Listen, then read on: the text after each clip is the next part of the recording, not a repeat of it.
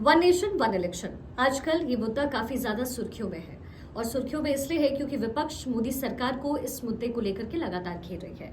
One nation one election है क्या? सबसे पहले आप ये समझिए, वन नेशन वन इलेक्शन का मतलब है एक ही समय पर लोकसभा चुनाव होना और साथ में विधानसभा चुनाव होना। वन नेशन वन इलेक्शन को लेकर के एक कमेटी का गठन किया गया है जिसकी अध्यक्षता हमारे पूर्व राष्ट्रपति रामनाथ कोविंद कर रहे हैं और इस टीम में गृह मंत्री अमित शाह शामिल हैं, गुलाम नबी आजाद इसका हिस्सा है।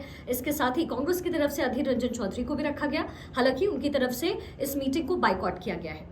कल ये दूसरी बार इस पूरे मुद्दे को लेकर के मीटिंग हुई है और क्या वो अहम पॉइंट्स हैं वन नेशन वन इलेक्शन को लेकर के, सबसे पहले आपको ये बताती हूँ और सबसे बड़ी चुनौती इससे इंप्लीमेंट करने में क्या है ये भी आपके लिए समझना जरूरी है और साथ ही विपक्ष क्यों मोदी सरकार पर इस मैटर को लेकर हमलावर है ये भी आगे बताऊं।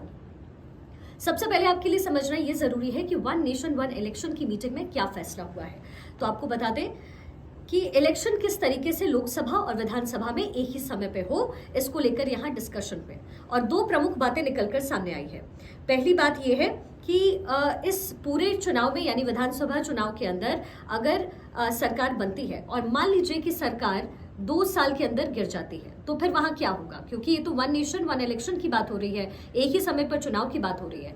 तो उस पूरे प्रोसेस में यानी 2 साल का कार्यकाल अगर सरकार का बचा हुआ है और तब मान लीजिए सरकार गिर जाती है, ध्वस्त हो जाती है, तो उस केस में सर्वदलीय जो टीम होगी, सर्वदलीय जो पार्टियां होगी वो मिलकर के यहाँ पर चुनाव लड़ेगी। सबसे पहली चीज है। दूसरा तरीका होगा कि अगर 2 साल से ज्यादा का वक्त बचा हुआ है, दूसरी बात इसमें निकलकर ये सामने आई कि अगर 2 साल से ज्यादा का वक्त बचा हुआ है तो मध्यावधि चुनाव करवाई जाएगी। मध्यावधि चुनाव में क्या होगा कि जितने बचे हुए कार्यकाल है उसको लेकर के सरकार बनाई जाएगी। यानी मान लीजिए 2.5 साल का कार्यकाल सरकार का बचा है और बीच में ही चुनाव को ध्वस्त करना पड़ा, चुनाव खत्म करना पड़ा।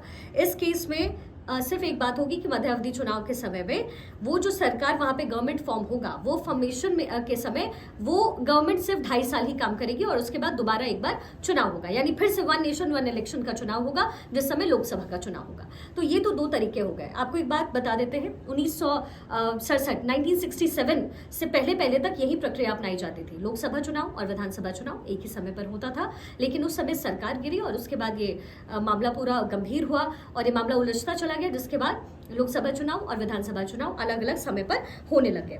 अब 5 साल में एक चुनाव को संविधान का में संशोधन देना भी जरूरी है। हालांकि संविधान में ये प्रावधान है कि ऐसा किया जा सके, लेकिन कल की मीटिंग से ये बात निकल कर आई कि अगर इसे लागू भी किया जाए तो ये लगभग 2039 या फिर 45 तक लागू होगा, यानी अभी भी अगला लगभग 10 साल का वक्त होगा जब इसे इंप्लीमेंट किया जाएगा। लेकिन उससे पहले संविधान में इसका संशोधन जरूरी है और इसको लेकर के प्रावधान भी वहां पर है।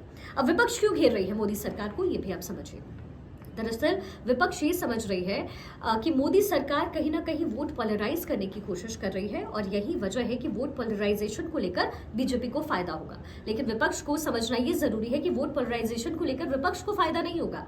कोई भी पार्टी उस समय जो सत्ता में होगी, चाहे वो कांग्रेस हो चाहे बीजेपी हो, यानी लोकसभा के लेवल पर जिस अभी पॉलिटिकल पार्टी का डंका उस समय बज रहा होगा, इसका जाहिर तौर पर कहीं ना कहीं फायदा उसको पहुंचेगा। और चूंकि इस समय बीजेपी का बोलबाला है, प्रधानमंत्री मोदी का बोलबाला है और यही वजह है कि विपक्ष इस मुद्दे को बुझाने की कोशिश कर रही है ताकि वोट पोलराइजेशन ना हो जाए। यानी राज्यों में जो दल किसी पार्टी का साथ देते हैं लोकसभा में भी कहीं ना साथ देते हैं और लोकसभा में जो साथ दे रहे हैं कहीं वोट पोलराइजेशन के चक्कर में विधानसभा में भी सरकार बनानी ना रह जाए। तो ये अहम मुद्दा है और लगातार इसी पर चर्चा हो रही है। हालांकि अभी वक्त है, इंतजार करना पड़ेगा, क्योंकि इसमें इस संशोधन में और इस पर सहमति बनने में और फिर इसे कानून बनाने में अभी वक्त लगेगा।